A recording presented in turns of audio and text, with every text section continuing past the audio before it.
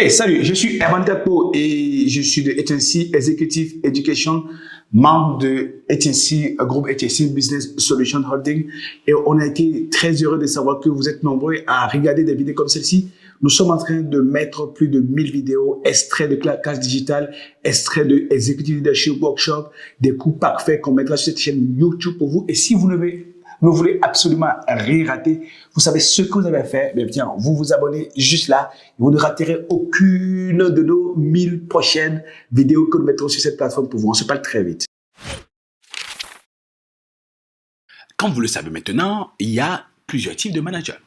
Il y a des managers qui sont très exécutants, quand on a, par exemple, mis en place un dispositif et qu'il faut faire tourner le dispositif, il faut engager des actions précises, récurrentes, et systématiques à chaque fois, sur lesquelles on les a formés, ils savent avoir du résultat.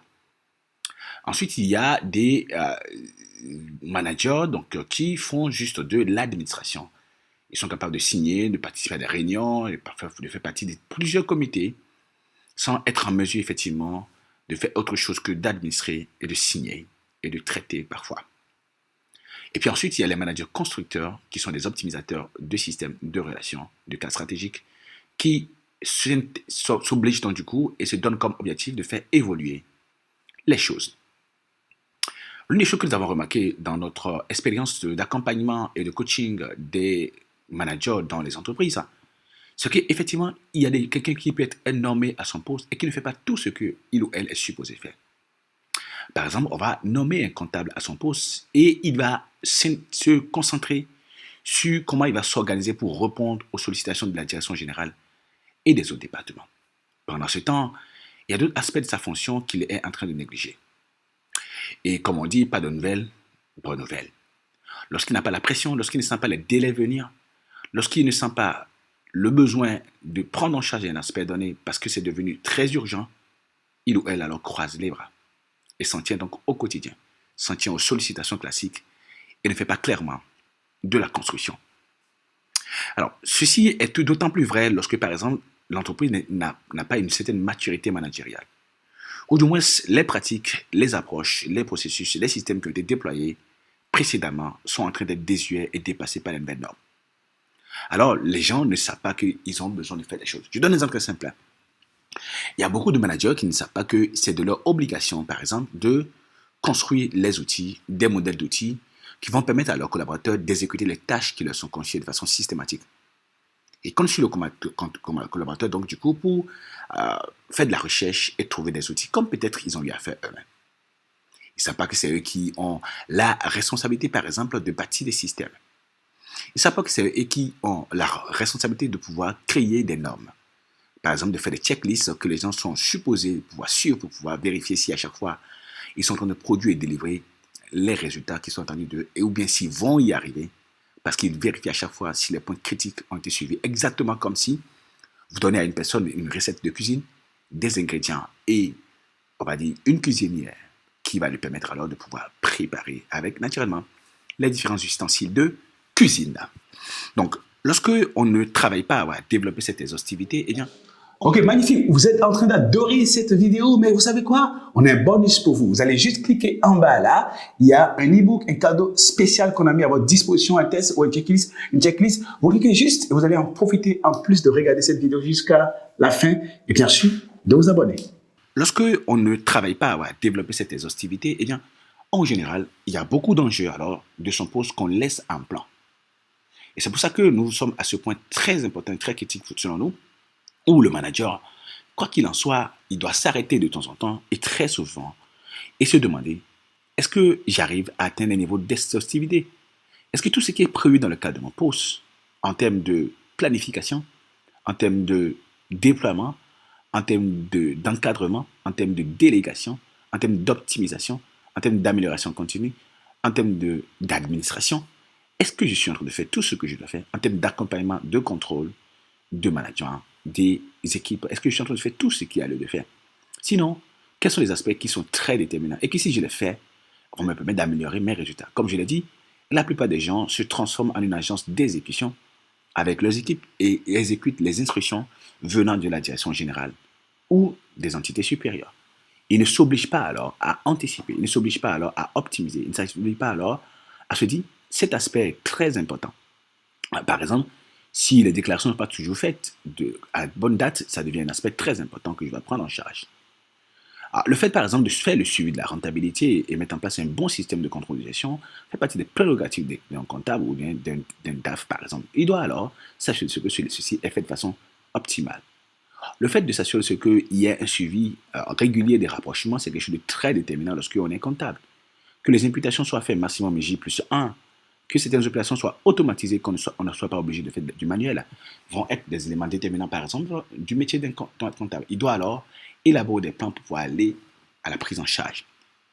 L'autre chose importante aussi, lorsque je suis en train de manager une entité, c'est que je dois me demander quelles sont les défaillances, donc les aspects qui sont défaillants actuellement et qui pèsent négativement sur les résultats, et que moi, je dois prendre en charge pour pouvoir améliorer les résultats, pour pouvoir laisser quelque chose de plus optimisé, quelque chose de plus excellent. Le manager alors ne peut pas se permettre alors de constater, il doit donc identifier les défaillances et élaborer des projets de correction, d'élimination donc du coup de ces défaillances. Donc ne pas constater surtout, et donc adopter l'approche projet, prendre les aspects et élaborer des projets pour y arriver. Il y a les criticités, il y a des choses, des situations à suivre comme de l'eau sur le feu qui nécessitent qu'on mette en place un dispositif de surveillance, un dispositif d'optimisation.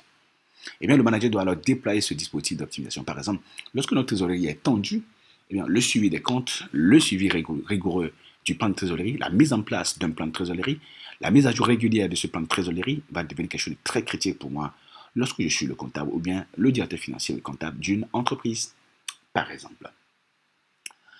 Ensuite, je dois faire de la mise à niveau. Vous savez, il y a beaucoup de gens qui sont en plan et n'ont pas des projets de mise à niveau, des mises à niveau personnelles de leur capacité et de mise à niveau de leur système.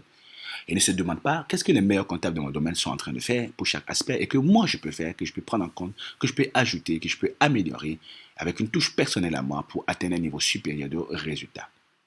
Lorsque vous vous challengez par rapport aux nouvelles tendances, par rapport aux nouvelles façons de procéder, alors vous allez être laissé en plan. Donc il faut également, c'est un enjeu et qui va nécessiter que je mette en place un plan d'optimisation de mon dispositif ou de mise à niveau de mon dispositif ou un plan d'auto-formation, ce que l'on appelle à Agency Group, un plan de développement managérial. Donc si je veux me monter en compétences, il me faut un plan de 90 jours par exemple, qui va me permettre de préciser les compétences que je n'ai pas, les choses que je n'arrive pas à faire et que je veux arriver à faire. Donc vous voyez, il ne s'agit pas de constater juste qu'on n'arrive pas à faire des choses. Il faut dire qu'est-ce qu'il faut faire pour pouvoir arriver à les faire et quelles sont les formations qu'on peut se donner. Qu'est-ce qui se fait de mieux actuellement pour se challenger, donc à se mettre à niveau. Il faut qu'on sache quelles sont les compétences qu'on doit acquérir et que une fois qu'on a acquis ces compétences-là, qu'elles doit être à mesure d'être en train de réussir les résultats que nous allons aboutir, quelles sont les habitudes que nous allons systématiser et intégrer pour pouvoir y arriver. Est-ce qu'il nous faudra suivre des formations, des programmes de coaching et de mentorat, ou il faudra lire des livres, etc. Il faut que nous puissions préciser donc clairement cela. Et donc rien n'est fait au hasard, c'est fait dans le cadre d'un projet par exemple, de monter en compétences managériales, monter en compétences personnelles, projet de mise à niveau du système de production de résultats, de traitement des données, de traitement des paiements. Donc je peux intégrer cela parce que j'ai vu que j'ai un partenaire, un ami qui fait ça et il a de meilleurs niveaux de résultats. Lorsque je sais ce que je dois faire en termes de prise en charge pour être exhaustif dans des aspects déterminants, lorsque je sais ce que je dois faire pour pouvoir éliminer, par exemple, prendre en charge les défaillances et les criticités pour faire les mises à niveau du système et de moi-même, je dois alors prévoir des actions critiques que je vais engager de façon spécifique pour y arriver, pour prendre en charge ces différents aspects. Je vais les intégrer à des projets que je vais piloter, environ 5 par exemple, pour avoir constamment du résultat. Donc, reprenez donc du coup le travail et répondez à ces différentes questions.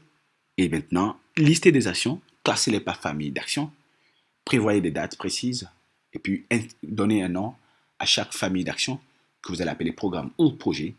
Exécutez les actions dans les délais pour aboutir à la prise en charge des aspects déterminants, à l'élimination des défaillances, à la surveillance optimale des criticités et surtout à la mise à niveau du système du dispositif pour être sûr de ce qu'il est aligné sur ce qui se fait de mieux grâce aux optimisations que vous allez intégrer. Vous voyez, quand vous commencez par procéder ainsi, vous n'êtes plus que dans le quotidien, vous n'êtes plus que dans l'exécution, vous commencez par manager et vous allez réellement optimiser votre dispositif et votre N+1, si vous en avez un, aura moins besoin d'intervenir et vous-même, vous aurez moins besoin de donner l'air de courir à gauche et à droite, de faire des reproches à longueur de journée. On se retrouve dans la foulée pour aborder un autre aspect du management, de l'approche projet, j'allais dire. Merci infiniment. Oh, magnifique. Je suppose que vous avez adoré la vidéo que vous venez de regarder. Et pourquoi est-ce que vous allez rester juste là? Il y a juste une autre vidéo là. Vous cliquez juste et vous pouvez commencer par adorer nos contenus pour changer votre façon d'être et de faire, développer votre potentiel et améliorer vos résultats. On se parle très vite.